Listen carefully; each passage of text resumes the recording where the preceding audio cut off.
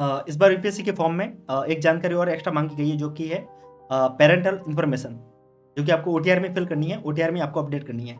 अब कन्फ्यूजन ये है कि इसमें आपको क्या क्या लिखना है, तो कन्फ्यूज होने की जरूरत नहीं है क्योंकि मैं यहाँ पे बैठा हूँ और आपको मैं बता रहा हूँ, तो चीज़ों को थोड़ा सा ध्यान से सुनिएगा। मैंने बहुत सारे शॉर्ट वीडियो बना के आपको इसीलिए दिए हैं ताकि आप कन्फ्यूज ना हो और गलती ना करें। ध्यान रखिएगा, यूपीएससी के फॉर्म को आप थोड़ा सा डिले से पढ़ लीजिएगा, उसमें कोई प्रॉब्लम नहीं है। जल्दबाजी करेंगे तो बाद में रोना पड़ेगा। इस बात को भी ध्यान रखिएगा कि फॉर्म एक बार पढ़ा जाएगा, अगर गलत हुआ तो बाद में आपको एग्जाम भी देने का भी मौका नहीं मिलेगा। और गलती से अगर आपको मानो आपका एग्जाम हो भी गया, यूपीएससी ने ध्यान नहीं दिया, अगर आपको जॉब मिल गई तो आपको लास्ट में जॉब नहीं मिलेगी। और वो दुख सबसे बड़ा होता है जॉब मिलने के बाद में, जब जॉब आपको जॉब के लिए अलाउ नहीं किया जाता तो उसका दुख बहुत बड़ा होता है। तो गलती मत कीजिए, थोड़ी समझदारी रखेंगे तो चीज़ें थोड़ी आसान हो जाएगी। इन सबके साथ में अगर आप कुछ गलती कर भी देते हैं तो डरिए मत, यूपीएससी आपके लिए 7 दिन का विंडो खोलेगा लास्ट में। जैसे लास्ट डेट होती है लाइक 11 फेब है लास्ट डेट, तो 11 फेब के बाद में 12 फेब को विंडो खुलेगा 7 दिन के लिए मॉडिफिकेशन के लिए। तो अगर आपने कोई गलती की है तो आप मॉडिफिकेशन कर सकते हैं। तो यहाँ पे अपन समझते हैं कि पेरेंटल इन्फॉर्मेशन में क्या डालना है, बट उससे पहले अगर आप यूपीएससी एस्पिरेंट है तो आप लोगों के लिए एक गुड न्यूज है हमारी तरफ से, कह सकते हैं कि एक फ्री कोर्स है। तो आप जितने भी लोग हैं, आप चाहे तो आप इसके अंदर इनरोल कर लीजिएगा, आपको फायदा ही होगा। हमने चैट जीपीटी का कोर्स आप सभी लोगों के लिए बिल्कुल फ्री ऑफ कॉस्ट कर दिया है।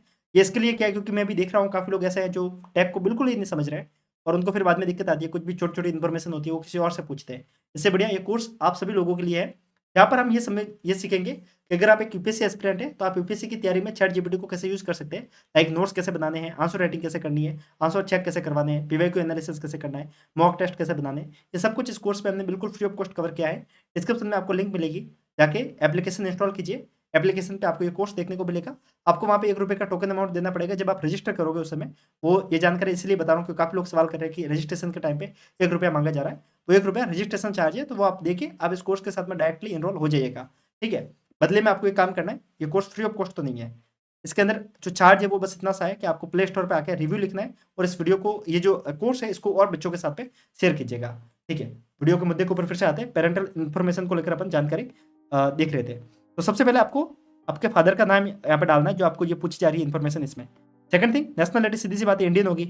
साथ में प्रोफेशन, अगर आपके पापा का कोई भी जो भी प्रोफेशन है वो इसमें दिया हुआ है, उसमें से कुछ है तो आप ओके कीजिएगा। लाइक एग्रीकल्चर में है, लाइक आपके फादर किसान है तो आप एग्रीकल्चर को क्लिक कर सकते हैं।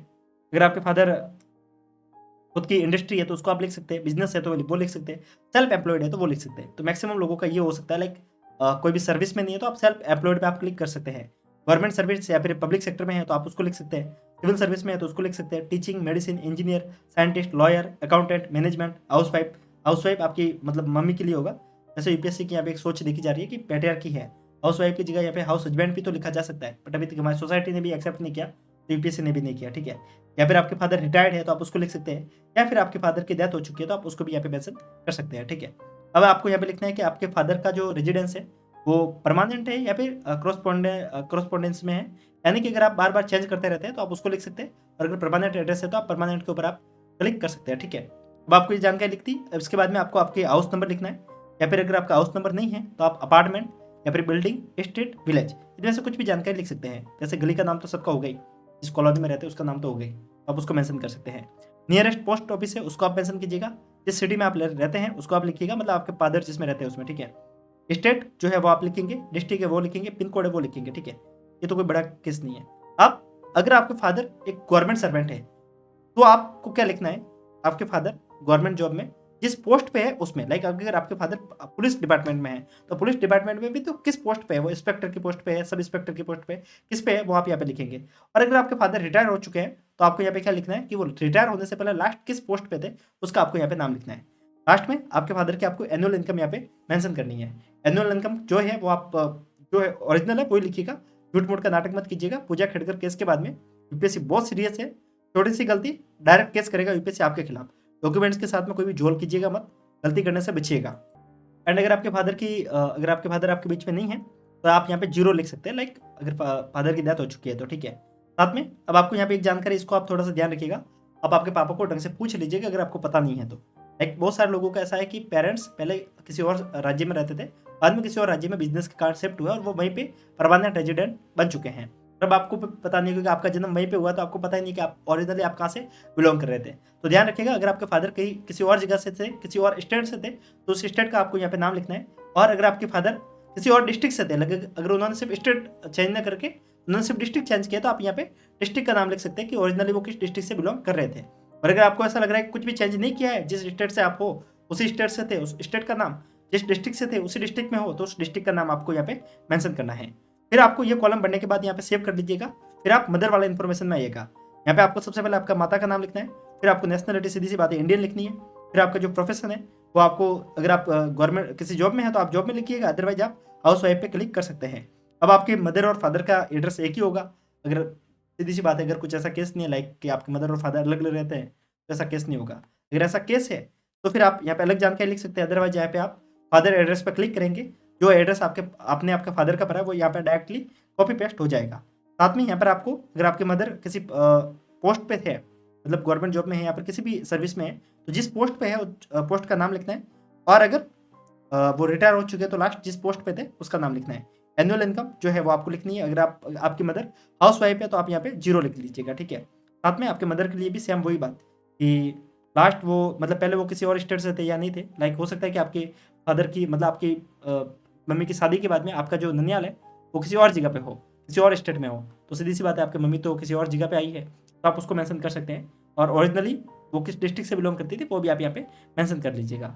ओवरऑल ये जो पेरेंट्स इनकम का जो ये फोल्डर है, ये जो सेक्शन है वो इस बार नया ऐड हुआ है, तो थोड़ा सा लिखते टाइम, थोड़ा सा पढ़ते टाइम ध्यान रखेंगे तो बेटर होगा, ठीक है। तो ये सारी इन्फॉर्मेशन थी इसको लेकर, ये यहाँ पे हमने कवर की। अब अपन थोड़ा सा एक और जानकारी यहाँ पे कवर करता हूँ मैं आपके लिए, मतलब जानकारी तो नहीं, आपके लिए गुड न्यूज़ कह सकते हैं। अगर आपको इसके बाद में भी कोई डाउट है, फॉर्म को फिल करने में कोई भी डाउट आ रहा है, तो डिस्क्रिप्शन में आपको व्हाट्सअप नंबर देखने को मिल जाएंगे। आपको वहाँ पे आना है, आपको सबसे पहले अपना नाम, आप कहाँ से बिलोंग कर रहे हैं वो, और आपकी जो प्रॉब्लम है वो आप वहाँ पे मेंशन कर सकते हैं। व्हाट्सअप नंबर की जानकारी, व्हाट्सअप नंबर आपको नीचे देखने को मिल जाएंगे। जितना हो सके टू द पॉइंट क्वेश्चंस पूछेगा, बेफालतू के क्वेश्चंस पूछेंगे तो मैं आपको जवाब नहीं दूंगा, और कॉल करने की जरूरत नहीं है क्योंकि मैं सबके कॉल उठा नहीं पाऊंगा, और जब टाइम मिलेगा तब मैं आपको रिप्लाई दूंगा। हो सकता है कि जब भी मिलेगा तब मैं आपको रिप्लाई दे दूंगा। बट अगर आपको लगता है कि आपको मेरे से पर्सनली बात करनी है, फोन पे बात करनी है, तो आप हमारा एनसीईआरटी बैच ले सकते हैं, यहाँ पर आपको 1-to-1 मेंटरशिप की सुविधा देखने को मिलती है।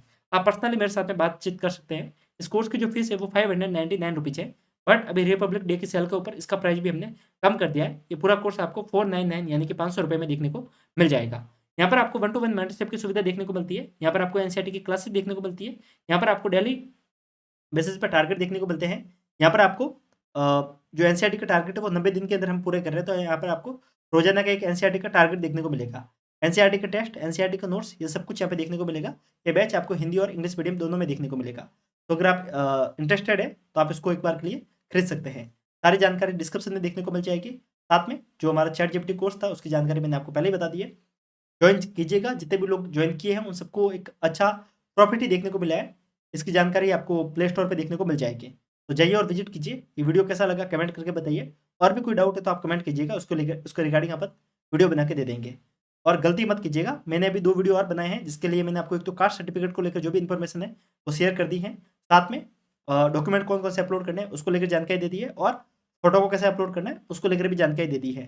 तो घबराइए मत, गलती मत कीजिए। और अगर आप कोई गलती कर भी देते हैं तो यूपीएससी आपको लास्ट में 7 दिन का ऑप्शन देगा। अगर आपने फॉर्म भर दिया है और अगर आपको लग रहा है कि आपने कुछ गलती की है तो डरिए मत, यूपीएससी आपको फॉर्म फिल करने के बाद में 7 दिन का ऑप्शन देगा। लाइक 11 तारीख को लास्ट डेट है, तो 11 तारीख के बाद में 7 दिन का विंडो खुलेगा, उसमें जाके आप मॉडिफाई कर सकते हैं।